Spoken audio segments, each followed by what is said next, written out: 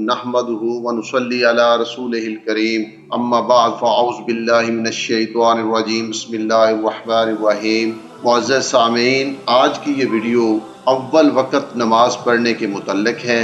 اس video کی پہلی حدیث کا عنوان ہے رسول اللہ صلی اللہ علیہ وآلہ وسلم کی نمازوں کے پسندیدہ اوقات کون سے ہیں۔ حضرت سیار ابن سلامہ رحمۃ اللہ علیہ فرماتے ہیں کہ میں اور میرے والد ہم دونوں حضرت ابو برزہ اسلمی رضی اللہ تعالیٰ عنہ کی خدمت میں حاضر ہوئے۔ میرے والد نے ان سے پوچھا کہ رسول اللہ صلی اللہ علیہ وآلہ وسلم فرض نمازیں کس طرح یعنی کس کس وقت پڑھتے تھے۔ انہوں نے فرمایا کہ آپ صلی اللہ علیہ وآلہ وسلم ظہر کی نماز، جسے پہلی نماز کہا جاتا ہے، سورج ڈھلنے کے وقت پڑھتے تھے۔ جب آپ نماز عصر پڑھتے تو پھر ہم میں سے کوئی مدینہ کے آخری کنارے واقع اپنی رہائش گاہ پر واپس جاتا تو سورج بالکل سفید اور چمکدار ہوتا تھا۔ حضرت سیار فرماتے ہیں کہ مغرب کے بارے میں حضرت ابو برزہ رضی اللہ تعالیٰ عنہ نے جو کچھ بتایا تھا وہ میں بھول گیا، اور ابو برزہ رضی اللہ تعالیٰ عنہ کہتے تھے کہ عشاء کی نماز جسے تم عتمہ کہتے ہو، رسول اللہ صلی اللہ علیہ وآلہ وسلم دیر سے پڑھنے کو بہتر سمجھتے تھے۔ عتمہ اس تاریکی کو اور اس اندھیرے کو کہتے ہیں جو شفق غائب ہونے کے بعد ہوتی ہے۔ چنانچہ پہلے عرب میں عتمہ عشاء کو کہتے تھے، مگر بعد میں رسول اللہ صلی اللہ علیہ وآلہ وسلم نے لوگوں کو منع کر دیا کہ عشاء کو عتمہ نہ کہا جائے۔ عشاء کی نماز کے بعد دنیاوی و غیر ضروری باتیں کرنے کو آپ صلی اللہ علیہ وآلہ وسلم مکروہ یعنی ناپسندیدہ سمجھتے تھے، اور صبح کو نماز ایسے وقت پڑھ کر فارغ ہو جاتے تھے کہ ہر آدمی اپنے پاس بیٹھنے والے کو پہچان لیتا تھا، اور نماز میں 60 آیتوں سے لے کر 100 آیتوں تک پڑھ لیا کرتے تھے۔ اور ایک روایت میں ہے کہ آپ صلی اللہ علیہ وآلہ وسلم نماز عشاء کو تہائی رات تک بغیر کسی پرواہ کے مؤخر یعنی لیٹ کر دیا کرتے تھے، اور آپ نماز عشاء سے پہلے سونا اور اس کے بعد دنیاوی اور غیر ضروری باتیں کرنے کو ناپسند کیا کرتے تھے۔ معزز سامعین، بعض علماء کے مطابق اگر کوئی آدمی عشاء کی نماز سے پہلے سستی کو دور کرنے اور تر و تازگی یعنی فریش ہونے کے لیے سونا چاہے، جبکہ یہ خوف نہ ہو کہ عشاء کی نماز کا وقت سونے کی نظر ہو جائے گا، تو اس کے لیے سونا جائز ہے۔ بہرحال بہتر یہی ہے کہ سونے سے پرہیز ہی کرنا چاہیے۔ اگلی حدیث کا عنوان ہے عشاء کی نماز جلدی پڑھنے کا بیان۔ حضرت محمد بن عمرو بن حسن بن علی رحمۃ اللہ علیہ فرماتے ہیں کہ ہم نے حضرت جابر ابن عبداللہ رضی اللہ تعالیٰ عنہ سے رسول اللہ صلی اللہ علیہ وآلہ وسلم کے بارے میں پوچھا تو انہوں نے کہا کہ رسول اللہ صلی اللہ علیہ وآلہ وسلم ظہر کی نماز دوپہر ڈلتے ہی پڑھتے تھے، اور عصر کی نماز ایسے وقت پڑھتے تھے کہ سورج خوب روشن اور چمکدار ہوتا تھا، اور مغرب کی نماز آفتاب یعنی سورج کے غروب ہونے کے بعد پڑھتے تھے، اور عشاء کی نماز میں جب لوگ زیادہ آ جاتے تو پھر جلدی ہی پڑھ لیتے تھے، اور جب لوگ کم ہوتے تو دیر کر کے پڑھتے تھے، اور صبح کی نماز اندھیرے میں پڑھا کرتے تھے۔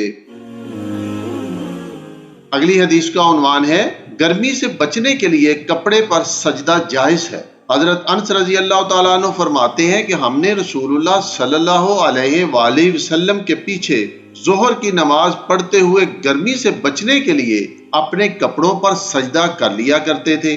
معزز سامعین، بعض علماء کے نزدیک نمازی اپنے پہنے ہوئے کپڑے پر سجدہ کر سکتا ہے، جبکہ بعض حضرات کے مطابق صحابہ کرام رضوان اللہ علیہم اجمعین جن کپڑوں پر سجدہ کرتے تھے وہ ان کے بدن پر نہیں ہوتے تھے، بلکہ گرمی سے بچاؤ کی خاطر انہیں علیحدہ فرش پر بچھائے رکھتے تھے۔ اگلی حدیث کا عنوان ہے گرمی کی شدت میں نماز ظہر قدر مؤخر کرنا یعنی لیٹ کر کے پڑھنا۔ حضرت ابو ہریرہ رضی اللہ تعالیٰ عنہ بیان کرتے ہیں کہ رسول اللہ صلی اللہ علیہ وآلہ وسلم نے فرمایا، جب گرمی شدید ہو تو پھر نماز ظہر پڑھنے میں تاخیر کرو۔ اگلی حدیث کا عنوان ہے جہنم کی رب العالمین کے حضور شکایت کرنا۔ حضرت ابو سعید رضی اللہ تعالی عنہ سے ظہر کی نماز کے متعلق بخاری شریف کی روایت ہے کہ رسول اللہ صلی اللہ علیہ وآلہ وسلم نے فرمایا، کیونکہ گرمی کی شدت جہنم کی بھاپ یعنی اس کی سٹیم کی وجہ سے ہے، جہنم نے اپنے رب سے شکایت کرتے ہوئے عرض کیا، اے میرے مالک، میرے بعض حصے نے میرے بعض حصے کو کھا لیا ہے، یعنی آگ کے شعلے اس شدت سے بھڑکتے ہیں کہ ان میں سے ہر ایک یہ چاہتا ہے کہ دوسرے شعلے کو ختم کر کے اس کی جگہ بھی خود لے لے۔ اس لیے اللہ تعالیٰ نے دوزخ کو دو سانسیں، ایک سانس موسم سرما میں اور ایک سانس موسم گرما میں لینے کی اجازت فرمائی۔ تم لوگ جو زیادہ گرمی اور زیادہ سردی پاتے ہو وہ اسی وجہ سے ہے۔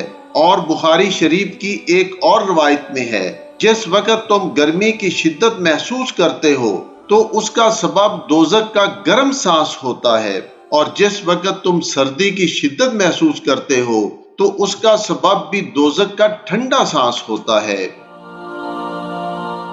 اگلی حدیث کا عنوان ہے عصر کی نماز جلدی پڑھنے کا بیان۔ حضرت انس رضی اللہ تعالیٰ عنہ فرماتے ہیں، رسول اللہ صلی اللہ علیہ وآلہ وسلم عصر پڑھا کرتے تھے جبکہ سورج بلند اور چمکدار ہوتا تھا۔ نماز عصر مسجد نبوی میں ادا کرنے کے بعد کوئی بھی جانے والا شخص اوالی یعنی مدینہ شہر کے باہر بلندی پر جو بستیاں ہیں ان کی طرف جاتا تو سورج بلند اور چمکدار ہوتا، اور بعض بستیاں تو مدینہ سے تقریباً 4 میل کی دوری پر تھیں۔